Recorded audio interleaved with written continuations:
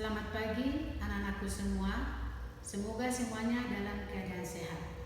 Pada pagi hari ini kita bertemu kembali dalam pelajaran kita PKN pertemuan yang ke-9 bab 3 bagian B tentang bentuk dan prinsip kedaulatan negara Republik Indonesia. Negara Republik Indonesia adalah negara yang berdasarkan kedaulatan rakyat. Adapun landasan hukum dari pelaksanaan kedaulatan rakyat itu ada dua. Yang pertama, pembukaan Undang-Undang Dasar Negara Republik Indonesia pada alinea keempat yang berbunyi, maka disusunlah kemerdekaan kebangsaan itu dalam suatu Undang-Undang Dasar Negara Indonesia yang terbentuk dalam suatu susunan negara Republik Indonesia yang berkedaulatan rakyat. Yang kedua adalah isi dari pasal 1 ayat 2 yang berbunyi, kedaulatan berada di tangan rakyat dan dilaksanakan menurut Undang-Undang Dasar. Kemudian kita lihat di sini bahwa pelaksanaan kedaulatan rakyat ditentukan oleh Undang-Undang Dasar Negara Republik Indonesia tahun 1945, yang artinya Undang-Undang Dasar Negara Republik Indonesia tahun 1945 menentukan bagaimana dari kedaulatan rakyat yang pelaksanaannya diserahkan kepada badan atau lembaga yang keberadaan, wewenang, tugas dan fungsinya ditentukan oleh Undang-Undang Dasar. Namun, penyerahan itu tetap dalam pengawasan oleh rakyat, baik secara langsung maupun melalui lembaga yang dipilih atau dibentuk atas mandat rakyat. Ketentuan pasal 1 ayat 2 Undang-Undang Dasar Negara Republik Indonesia tahun 1945 telah mengubah sistem ketatanegaraan dari MPR sebagai pemegang kedaulatan rakyat kepada sistem kedaulatan rakyat yang diatur melalui Undang-Undang Dasar Negara Republik Indonesia tahun 1945, yang pada waktu sebelum diamandemen Undang-Undang Dasar Negara Republik Indonesia bahwa pelaksanaan daripada kedaulatan itu adalah MPR. Tetapi setelah diamandemen Undang-Undang Dasar Negara Republik Indonesia, maka kedaulatan itu sudah diberikan kepada rakyat. Kemudian kita lihat di sini bahwa undang-undang tersebut dijadikan dasar dan rujukan utama dalam menjalankan kedaulatan rakyat yang mengatur dan membagi pelaksanaan kedaulatan rakyat kepada rakyat sendiri maupun kepada badan atau lembaga negara.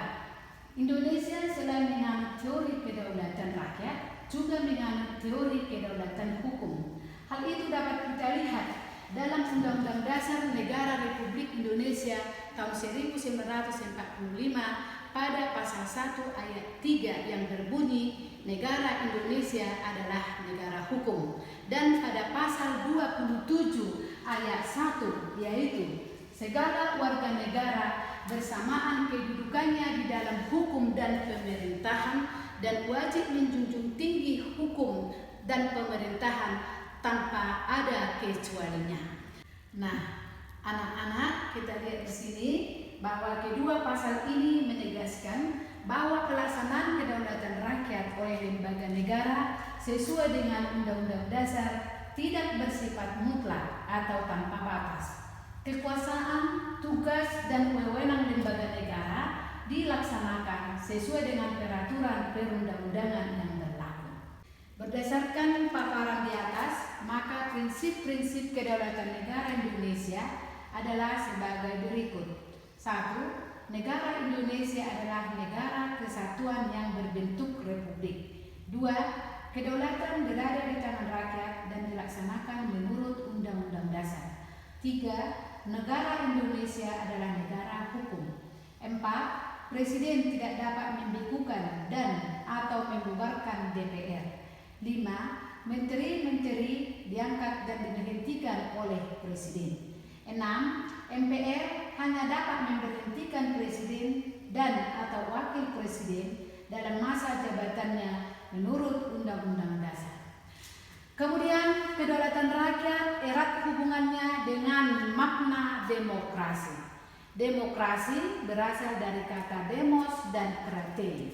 Demos artinya rakyat dan kratein artinya pemerintahan. Secara harfiah, demokrasi memiliki pengertian pemerintahan rakyat. Abraham Lincoln mengartikan demokrasi adalah pemerintahan dari rakyat, oleh rakyat, dan untuk rakyat. Artinya, dalam negara demokrasi, rakyat yang memiliki kekuasaan untuk mengatur pemerintahan atau kekuasaan ada di tangan rakyat. Hal ini sejalan dengan makna kedaulatan rakyat. Budiarto pada tahun 2003 mengemukakan syarat dasar untuk terselenggaranya pemerintahan yang demokrasi di bawah rule of law adalah sebagai berikut. 1. Perlindungan konstitusional. 2. Badan kehakiman yang bebas dan tidak memihak. 3. Pemilihan umum yang bebas. 4. Kebebasan untuk menyatakan pendapat. 5. Kebebasan untuk berserikat atau berorganisasi dan beroposisi. 6. Pendidikan kewarganegaraan. Nah, mengapa pendidikan kewarganegaraan ini termasuk salah satu dari syarat dasar untuk terselenggaranya pemerintahan? Itu karena di dalam pendidikan kewarganegaraan itu telah diajarkan bagaimana sikap daripada setiap warga negara di dalam bermasyarakat, berbangsa, dan bernegara. Kita telah mengetahui bahwa Indonesia adalah negara yang berdasarkan demokrasi Pancasila. Demokrasi Pancasila memiliki makna demokrasi yang dijiwai oleh nilai-nilai Pancasila sebagai satu kesatuan. Demokrasi yang dijiwai oleh nilai-nilai Pancasila seperti ketuhanan yang Maha Esa, kemanusiaan yang adil dan beradab, persatuan Indonesia, dan kerakyatan yang dipimpin oleh hikmat kebijaksanaan dalam permusyawaratan perwakilan, serta keadilan sosial bagi seluruh rakyat Indonesia, itulah yang memaknai daripada demokrasi Pancasila. Demokrasi Pancasila merupakan demokrasi yang sesuai dengan bangsa Indonesia karena bersumber pada tata nilai sosial budaya bangsa yang sudah melekat dalam kehidupan masyarakat sejak dahulu. Asas atau prinsip utama demokrasi Pancasila yaitu pengambilan keputusan melalui musyawarah mufakat. Musyawarah berarti pembahasan untuk menyatakan pendapat dalam penyelesaian masalah bersama. Sedangkan mufakat adalah sesuatu yang telah disetujui sebagai keputusan berdasarkan kebulatan pendapat. Jadi, musyawarah mufakat berarti pengambilan suatu keputusan berdasarkan kehendak orang banyak atau rakyat sehingga tercapai kebulatan pendapat. Musyawarah mufakat harus berpangkal tolak pada hal-hal berikut, yaitu a. Musyawarah mufakat bersumberkan inti kerakyatan yang dipimpin oleh hikmat kebijaksanaan dalam permusyawaratan perwakilan. B. Pengambilan keputusan harus berdasarkan kehendak rakyat melalui hikmat kebijaksanaan. C.